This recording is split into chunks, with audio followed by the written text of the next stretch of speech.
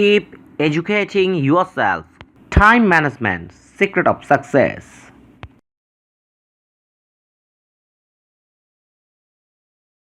I imagine it's not a big surprise when I say to you that your calendar is the most important tool when it comes to time management in your organization. However, this video shows you how to view your calendar from a unique perspective. Think of your calendar as your time budget. What does that mean? It means that you have a weekly limit of 168 hours. That's your time budget. When you schedule things into your calendar, think of it in the same way that you would think about taking money out of a bank account. You should live within your budget and never overdraw. If you overdraw, you'll go into time debt and you'll end up paying interest on time. Interest on time means things take longer due to switching cost, you'll make more mistakes, and you'll increase your stress levels. Because the calendar is so critical to helping you live within your time budget, I want to take a moment and discuss the options that you have for your calendar. When it comes to using your calendar, there are two main options, paper or digital. You can use either paper or digital, but each has its advantages and disadvantages. First, the classic paper planner.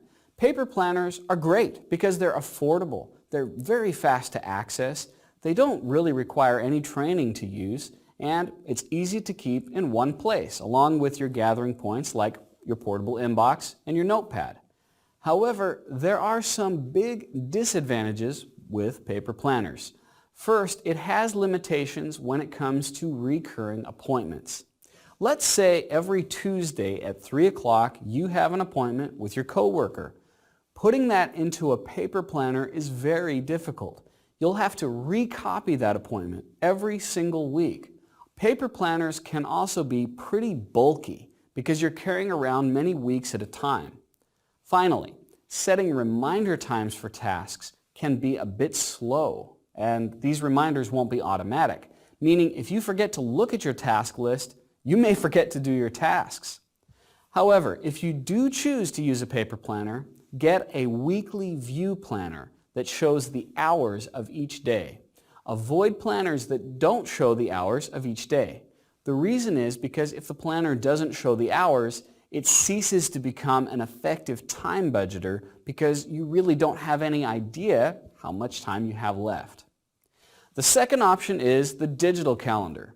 You have multiple options for digital calendars, ranging from your computer to your smartphone to a PDA. Whichever option you choose for a digital calendar can work, provided you're able to access it at any time, no matter where you are. That means if you have a calendar on your computer, such as Microsoft Outlook, you need to make sure that it syncs with a smartphone so that you can carry your calendar with you wherever you go. If you have a calendar on the internet, such as Google Calendar, you need to make sure that you have a phone that syncs with that calendar and allows for on-demand access. For a digital calendar, please follow this rule of thumb. Use a phone that's based on the same software as your calendar. I call this the rule of lost in translation. If you do business with someone who speaks a language other than yourself, you need to use a translator. Can you do business with them? Yes, but going through a translator increases the likelihood of mistakes and confusion and slows the process down. It's the same thing when you try to use a phone that doesn't match the software of your calendar. Take a moment right now and decide and commit to which calendar option that you're going to use for your time budget. This decision is very important for everything that we do in the training going forward.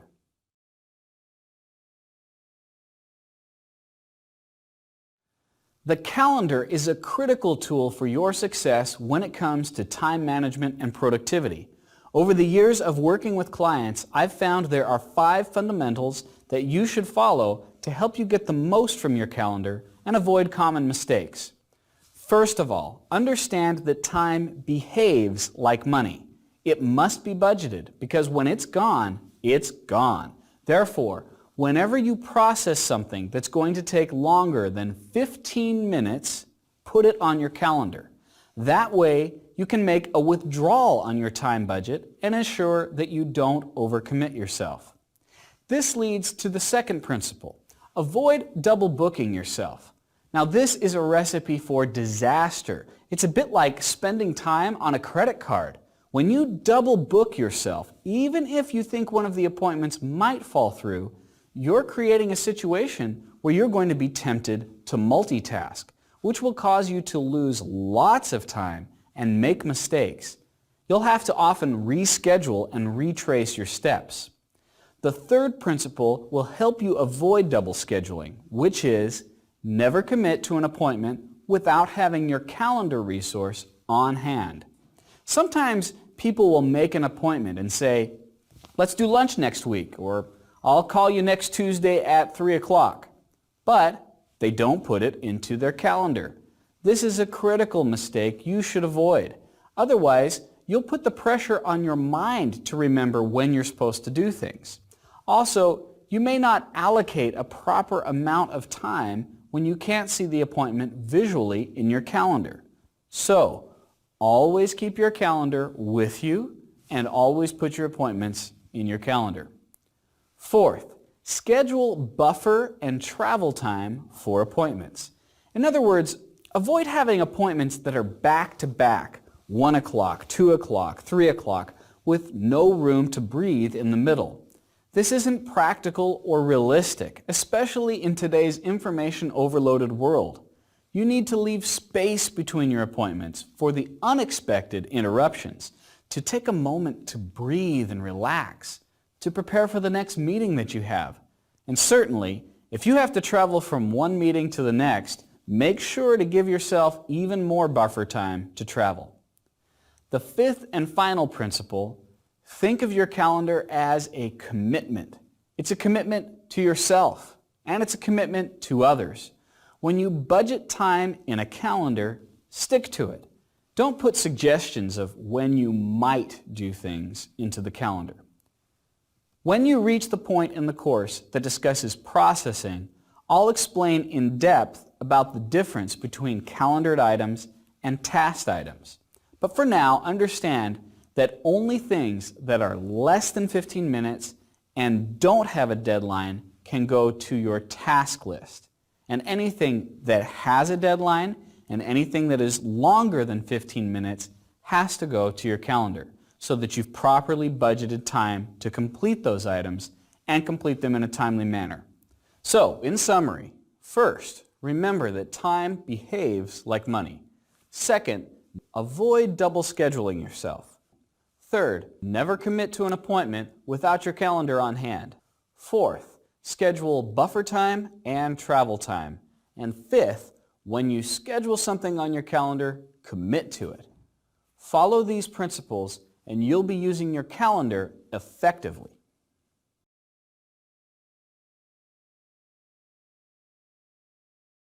There's one word that's more powerful than any other when it comes to focusing your time, and that word is no. I'd like to help you gain the art of saying no gracefully and tactfully to others. As you become more productive and manage your time better, others will see that, and they'll want you to participate in projects, causes, things that they have going on. This isn't to say that you'll always say no, but you should say no more often than you say yes, because whenever you say yes to one thing, you're always saying no to something else. In other words, spreading yourself thin will sabotage the success of anything you're already committed to. Here is a simple, effective technique that you can use whenever someone asks you to participate in something. Ask for the request through email. This does several things.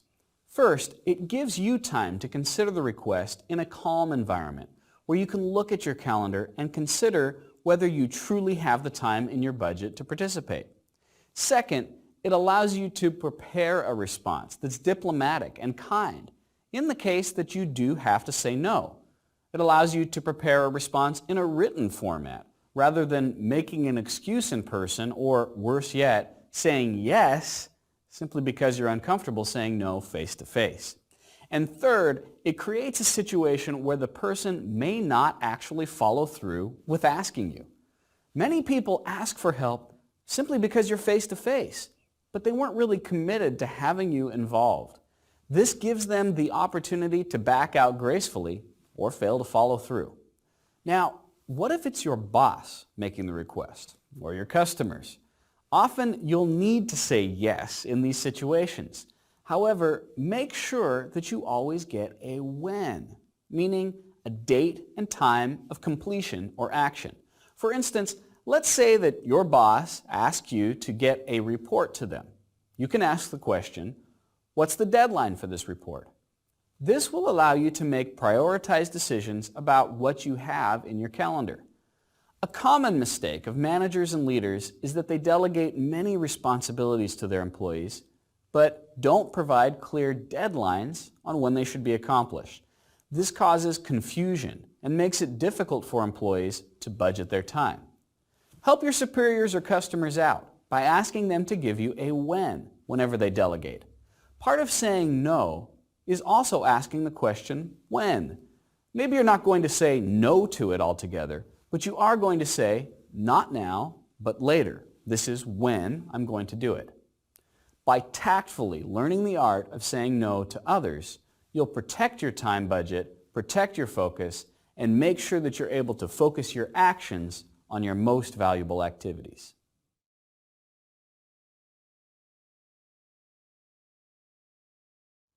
I've said that no is the most powerful word in your vocabulary when it comes to focus.